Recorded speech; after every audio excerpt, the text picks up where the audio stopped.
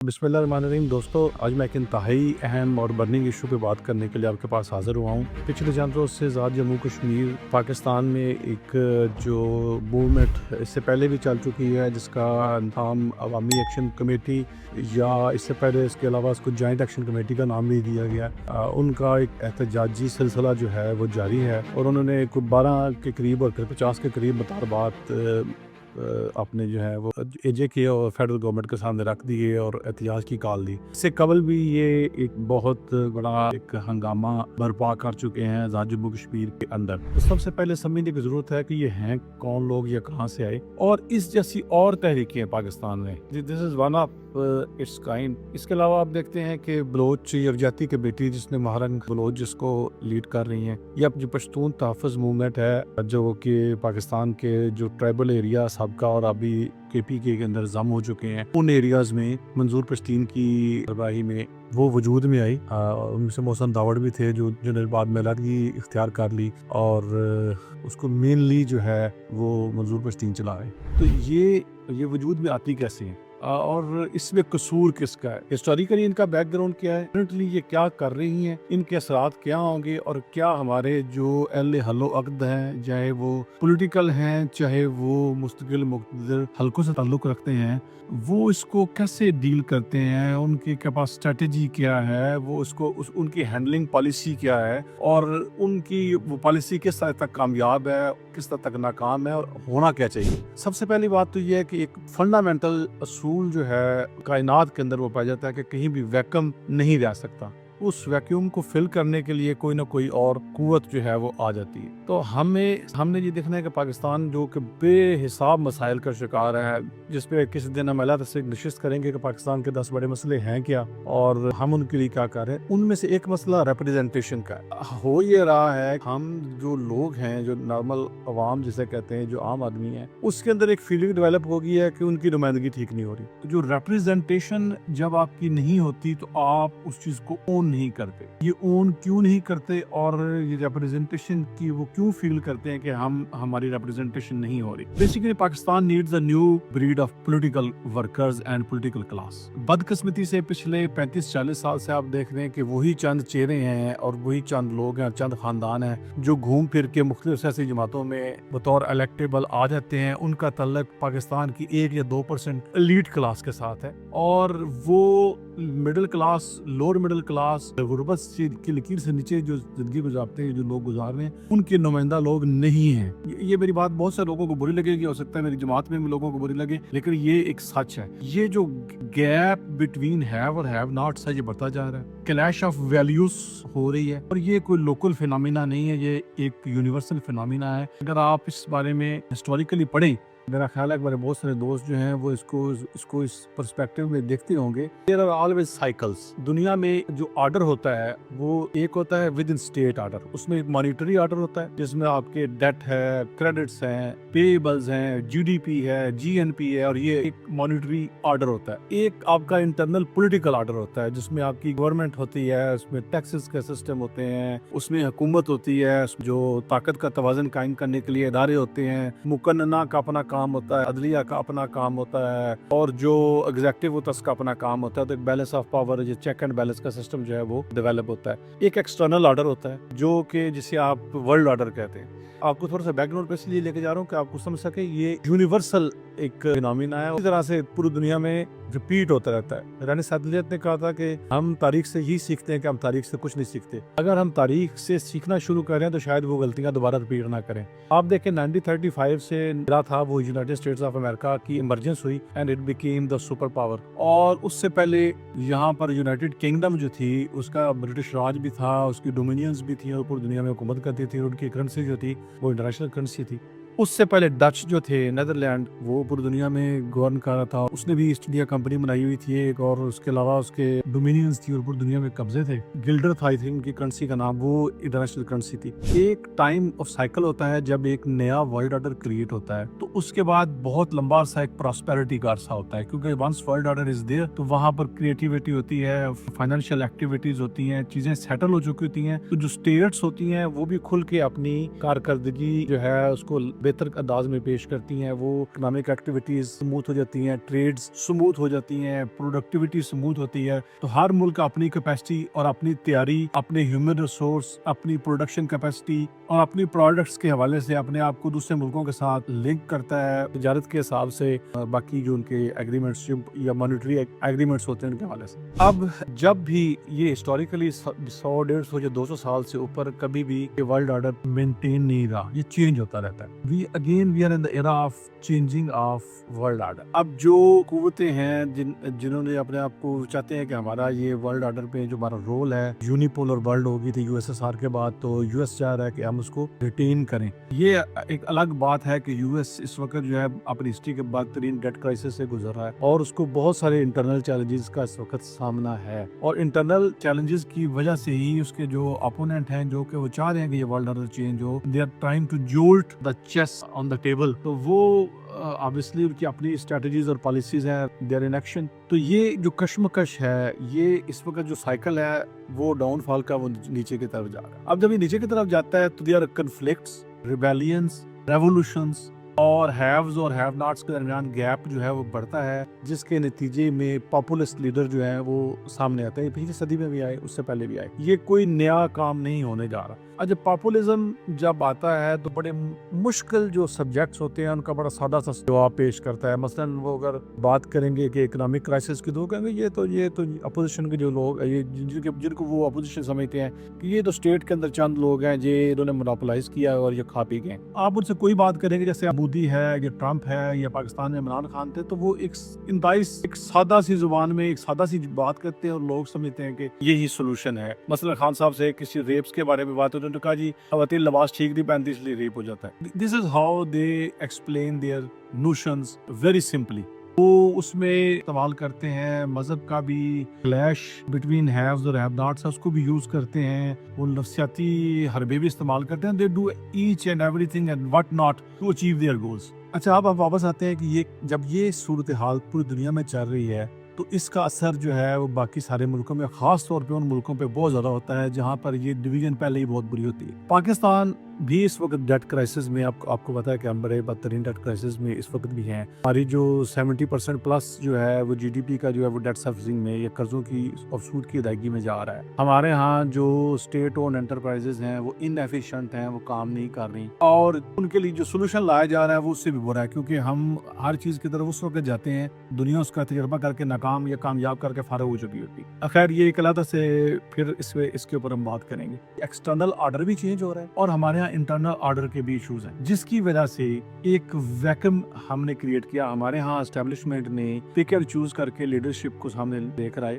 मैं उसमें बिल्कुल बला इम्तियाज, कोई पॉलिटिकल पार्टी और कोई पॉलिटिकल लीडर ऐसा नहीं है जो कि एक पॉलिटिकल प्रॉपर स्ट्रगल के तहत या किसी स्ट्रगल की वजह से यहाँ आया हो, क्योंकि यहाँ पॉलिटिकल प्रोसेस हुआ ही नहीं कभी। आपने कभी मेरिटोक्रेसी नहीं यहाँ होने दी। आप यहाँ क्या करते हैं कि ऐसा सिस्टम ले आते हैं जिसमें लोगों को आउट ऑफ नोवेयर लोग आते हैं और अचानक नेशनल लेवल के लीडर बन जाते हैं। तो जब वो आप बलदाती इंतखाबात नहीं करते, बलदाती इदारे नहीं आते, लोग एक प्रोसेस को अडॉप्ट नहीं करते, तो अल्टीमेटली लीड कैप्चर की कैफियत बन जाती है। अब लोगों के अंदर ये मैं वो बात करने जा रहा हूँ जिन प्रॉब्लम्स से हम आज उलझ रहे हैं, ये कैसे पैदा हुए हैं, और जब तक आप इसको बैकग्राउंड में समझेंगे नहीं, आप इसको सॉल्व नहीं कर सकते। तो बात ये है कि आपने जब नुमाइंदगी या हक नुमाइंदगी जो है वो लोगों को नहीं दिया। अच्छा, वो कैसे नहीं दिया? पहले लोग समझते थे कि जो ये कन्वेंशनल पॉलिटिकल पार्टीज हैं इनके जरिए वो अपना गमूसा थोड़ा बहुत दिखाते थे, लेकिन with the passage of time आप देखेंगे कि जो जनजी के आपने पिछले दिनों वाकयात देखे नेपाल में, बांग्लादेश में और इंडोनेशिया में भी, और इससे पहले अरब स्प्रिंग्स, वो जो डिससैटिस्फैक्शन है, मैंने आपको पहले भी बताया कि एक्सटर्नल ऑर्डर की वजह से और इंटरनल ऑर्डर की वजह से, और जो गैप है हैव और हैव नॉट्स का, वो इतना बढ़ता जा रहा है कि उस लेवल तक जा रहा है जहाँ के लोग रेवोल्यूशन या रिबेलियन की तरफ जाते हैं। अच्छा, अब हमने ये वैक्यूम कैसे क्रिएट किया? हमारे यहाँ पॉलिटिकल पार्टीज जो कन्वेंशनल पॉलिटिकल पार्टीज थी, पीएमएलएन और पीपल्स पार्टी, उन्होंने इलेक्टेबल्स, और जो इलेक्टेबल्स भी 70 to 80% वो जो फ्यूडल्स थे, जो के ब्रिटिश रॉयल आर्मी के कोलैबोरेटर्स थे, उनके दादा परदादा उस जमाने में वो कोलैबोरेटर रहे, उनको सैकड़ों एकड़ मुरब्बे और जमीनें और मरात जो हैं वो दी गई। They became a elite of this area. ان کو پروٹیکشن دی گئی آفٹر دا انڈیپینڈنس، جبکہ انڈیا نے اس کے مقابلے میں 1950 کے اندر جو ہے وہ لینڈ ریفارمز لے آئے، اور وہاں انہوں نے کہا جی 20 ایکڑ سے زیادہ کو مالک نہیں ہوگا۔ اس کا رزلٹ دیکھنے کے لیے انڈیا کی اکانومی پہ کیا پڑا۔ اچھا ہم نے کیا کیا کہ ہم نے ان کو پروٹیکٹ کیا۔ اچھا وہ جو فیوڈلز تھے، جو کہ کولیبوریٹرز تھے، وہ دے بیکیم الیکٹیبلز۔ اچھا وہ اب جو یہ کولیبوریٹرز تھے پہلے اور ابھی وہ رولرز بن چکے یا الیکٹیبلز بن چکے، وہ کس کلاس کے نمائندے ہیں؟ وہ مقتدر حلقہ جو یہاں پر برٹش راج تھا، جو وائس رائز تھے، ان کے نمائندے تھے، اور ان کا کام تھا کہ عوام کو کنٹرول کرنا۔ نمبر 2 تھی بیوروکریسی۔ بیوروکریسی کا مقصد بھی یہ تھا کہ انتظامی طور پر لوگوں کو کرش کر کے اور کنٹرول کرنا۔ ہم بیوروکریسی کو سول سروس میں کنورٹ نہ کر پائے، اور ہم نے ان کو جو برٹش رائل آرمی کے کولیبوریٹرز تھے، جو قابض ملک تھا، ان کے نمائندوں کو الیکٹیبلز بنا دیا۔ اب جب یہ کلاس ڈفرنس بڑھنا شروع ہوا، گریجولی ایک دن میں نہیں ہوتا، یہ 4 5 6 دہائیاں لگتی ہیں۔ ہم سسٹم کو ٹھیک نہ کر سکے، بیچ میں 2 3 مارشل لا، لمبے مارشل لا آ گئے، پاکستان 2 3 جنگوں میں الجھا، چیزیں خراب سے خراب تر ہوتی گئی۔ اب ہمیں کرنا یہ چاہیے تھا ہماری پولیٹیکل پارٹیز کو کہ وہ 20 سے 25 سے 30% کوٹا رکھتے، جس میں وہ لوور مڈل کلاس اور مڈل کلاس کی نمائندگی دیتے، ورکر کلاس کو سامنے لاتے اور ان کو مین سٹریم کرتے۔ اس سے کیا ہوتا کہ ایک جو مڈل کلاس یا لوور مڈل کلاس ہے، ان کو یہ اندازہ ہوتا کہ بھائی ہم جو ہے وہ ہماری نمائندگی اسمبلی میں موجود ہے، اور ہم اگر ان پولیٹیکل پارٹیز یا ان جماعتوں کے اندر کام کریں گے تو ہم بھی منسٹر بن سکتے ہیں، اچھے عہدوں پر جا سکتے ہیں، اور ہم بھی اپنی کلاس کی نمائندگی کر سکتے ہیں۔ تو یہ ایک ویکم پولیٹیکلی کریٹ نہ ہوتا۔ اچھا اب جب یہ اپنے یہ نہ کیا دونوں پولیٹیکل پارٹیز نے، نون لیگ نے، اس کے نتیجے میں کیا ہوا؟ پی ٹی آئی کو موقع ملا۔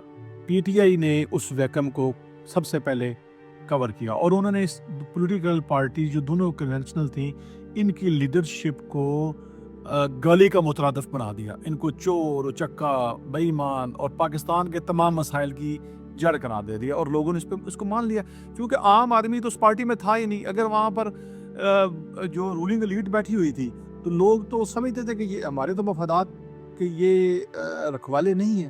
اسی ویکم نے اسی ریپریزنٹیشن کے جو ویکم ہے، اس کے نتیجے میں کبھی بلوچ یکجہتی کمیٹی وجود میں آئی، جو کہ مارنگ بلوچ کی شکل میں وہاں پہ، کبھی پشتون تحفظ موومنٹ آئی، اور کبھی عوامی ایکشن کمیٹی آ رہی۔ اچھا اب ان کے مطالبات کس حد تک درست ہیں غلط ہیں، یہ ایک پورا کیونکہ ایک اسٹیٹ کے اندر آپ یہ الاؤ بھی نہیں کر سکتے کہ وہاں پر قیاس ہو، لیکن جن اسٹیٹس میں قیاس ہوا ہے وہ ان سے ہمیں سبق سیکھنے کی بھی ضرورت ہے۔ وہ عموماً اتنے بڑے ایشوز پر نہیں شروع ہوا۔ مثلا اگر آپ عوامی ایکشن کمیٹی کا جائزہ لیں تو ان کا جو پہلا پھٹا سٹارٹ ہوا تھا وہ آٹے کی سبسڈی پہ شروع ہوا تھا، اور اس کو مس ہینڈل کیا گیا۔ جب وہ مس ہینڈل ہوا، بجلی پاکستان گورنمنٹ سے وہ 2 روپے 69 پیسے کی لے رہے تھے، اور وہ بیچ 40 روپے کی یونٹ رہے تھے، اور وہاں چونکہ جو آزاد کشمیر کا جو الیکٹرسٹی ڈپارٹمنٹ ہے، اس کی ایفیشنسی پاکستان کی بدترین ڈسکو سے بھی بری ہے، تو وہ وہاں پر چوری چکاری اور لانگ بہت لمبے فیگر ہیں، ٹی این ڈی لاسز بہت ہے۔ اس کے باوجود 20-25 روپے پر یونٹ جو تھا وہ اے جے کے کی گورنمنٹ ایک یونٹ سے کما رہی تھی، اور اس کو وہ ان کا بیسیکلی وہ کا اے ڈی پی تھا، وہ اس سے وہ وہاں کے ڈیولپمنٹ پہ پیسے لگاتے تھے۔ اب ہوا کیا کہ جب یہ اس پورے میٹر میں جب وہ ایکشن کمیٹی وجود میں آئی، جس کے اندر کچھ تاجر نمائندے ہیں، کچھ وکلاء ہیں، کچھ علیحدگی پسند کہہ لیں، یا جو کشمیر کا خود مختار کشمیر کا نعرہ لگانے والے چند تھوڑا سا ایلیمنٹ وہ بھی ہے، اس کے اندر جین زی بھی شامل ہیں، اس کے اندر جو جتنے ویلڈ قسم کے بنے ہیں وہ بھی شامل ہیں۔ انہوں نے جب وہ اس وقت اس مسئلے کو پراپرلی ہینڈل نہ کیا گیا، اور آرم ٹویسٹنگ کرا کے انہوں نے اپنے مطالبات منوا لیے، بجلی 3 سے 8 روپے کروا لی، اور وہ آٹا جو ہے وہ وہاں 2000 روپے کے جی آج بھی بک رہا ہے، جو کہ بک نہیں رہا، بلکہ وہاں پر ایک بہت بڑا کرپشن کا بازار گرم ہے، کہ وہاں پہ جو فلور ملز ہیں اور جو کچھ تاجر مافیا ہے وہ مل کے وہ بڑی بڑی لمبی داڑیاں لگا رہے ہیں۔ Once this was mishandle and you assumed کہ they have a upper hand, اور ان کا آپ نے وہ اس کو ایک دفعہ مان لیا، انہوں نے یہ کیا کہ یہ سمجھ لیا کہ اب یہ ہمارے پاس ایک ٹول یا ہتھیار آ گیا، اور ہم اب کوئی بھی مطالبہ منوا سکتے ہیں۔ اب آتے ہیں کہ اس وقت ان کے مطالبے کیا ہیں۔ اس وقت ان کا مطالبہ جو سب سے جو 2 جس کے اوپر ڈیڈ لاک بھی ہے، جو باقی 2 چیزیں علیحدہ کر ہیں، ایک یہ ہے کہ کشمیر کے اندر 12 سیٹیں جو ہیں وہ مہاجرین کی ہیں، جو کہ پنجاب، بلوچستان، سندھ ادھر پھیلے ہوئے ہیں، پورے پاکستان کے اندر پھیلے ہوئے ہیں، اور وہ 12 سیٹیں وہاں پر ان جو انڈیا سے مہاجر ہو کے آئے ہوئے کشمیری ہیں ان کا ایک حصہ ہے۔ اس میں کوئی شک نہیں کہ اس میں بعض چیزیں جو ہیں وہ قابل اعتراض ہیں اور وہ غلط استعمال بھی ہوتی ہیں، لیکن وہ ایک پاکستان اور انڈیا کے درمیان جو تنازع ہے اس کی ایک بنیاد ہے کہ ہم ان مہاجرین کو اس کشمیر جموں کشمیر کا حصہ سمجھتے ہیں اور ان کی نمائندگی ہونا ضروری ہے۔ نمبر دو، وہ کچھ کہتے ہیں کہ برات ختم کرے، وہ اتنا بڑا ایشو نہیں اس کو ختم کیا جا سکتا جس پہ ڈیڈ لاک آیا، یہ کوئی اصل ایشو یہ ہے کشمیر میں۔ یہ مسئلہ یہ مس ہینڈل ہوا کیوں؟ اس لیے مس ہینڈل ہوا کہ آپ نے وہاں پر جو صاحب وزیر اعظم کے طور پر بٹھائے وہ کو پولیٹیکل مائنڈ سیٹ کے بندے دیے۔ اب میں آپ کو تھوڑا سا میں نے کچھ چیزیں جو ہیں وہ ورک آؤٹ کر کے رکھی ہوئی ہیں کہ وہاں پی ایم ایل این کے بیسیکلی 3 گروپس ہیں اے جے کے اندر۔ ایک گروپ ہے جو صدر اور سیکرٹری جو شاہ غلام قادر اور طارق فاروق صاحب جن کے جنرل سیکرٹری ہیں، افتخار گیلانی وغیرہ، نجیب نکی، یہ ایک گروپ ہے۔ ایک وہاں پر گروپ ہے جو کرنل وقار حسین صاحب جس کو ایڈ کر رہے ہیں، جن کے 4-5 منسٹر ہیں، وہ پی ایم کو سپورٹ کر رہے ہیں۔ ایک راجہ فاروق حیدر صاحب ہیں جو راجپوت بیسیکلی جو بہت بڑی برادری ہے وہاں کی کشمیر کی، اس کو ایڈ کرتے ہیں۔ یہ 3 تو پی ایم ایل این کے گروپ ہیں اور تینوں کے مفادات الگ الگ ہیں اس وقت۔ اچھا، اسی طرح پیپلز پارٹی میں چودھری یاسین صاحب ہیں جو ان کے پریزیڈنٹ بھی ہیں اور وہ چاہتے تھے کہ عدم اعتماد کی شکل میں مجھے پرائم منسٹر بنا دیا جائے، وہ اس گورنمنٹ کے خلاف ہیں موجودہ پرائم منسٹر کے۔ اور دوسرے جو ہیں وہاں پر جو فیصل راٹھور صاحب جو وہاں کے ان کے جنرل سیکرٹری بھی ہیں، اور وہ سابقہ ممتاز راٹھور صاحب جو وہاں کے جو پرائم منسٹر ہیں، یہ کہ ان کے بیٹے ہیں، وہ سینئر منسٹر ہیں، ان کے ساتھ 5-6 ایم ایل اے ہیں اور وہ اس وقت سسٹم کو سپورٹ کر رہے ہیں۔ ٹوٹل 53 کی یہ اسمبلی ہے جس میں سے 40 کے قریب لوگ منسٹر یا کمیٹیوں کے ہیڈ بنا کے، یعنی 35 منسٹرز ہیں اور 5 کے قریب جن کو مختلف کمیٹیوں کے ہیڈ بنا کے، تو ہم اندازہ لگائیں کہ 53 کے ایوان میں 40 لوگ جو ہیں وہ ایگزیکٹو اتھارٹیز ڈفرینٹ انجوائے کر رہے ہیں، لیکن وہ عوام کے نمائندے نہیں ہیں کیونکہ وہ صرف اس وقت پاور انجوائے کرنے کے لیے بیٹھے ہوئے ہیں۔ پرائم منسٹر کہیں سے انسٹالڈ ہیں، باقی سب لوگ اپنے اپنی گاڑیوں اور مفادات لگا رہے ہیں۔ اور یہ جو سچویشن تھی، کیونکہ ایک ریپرزنٹیشن نہیں تھی، تو اس نے وہاں پر جو ویکم کریٹ کیا، اس ویکم کو فل کرنے کے لیے ایکشن کمیٹی وجود میں آئی اور لوگوں نے سمجھا کہ یہ ہمارے نمائندے ہیں اور لوگ اس کے پیچھے کھڑے۔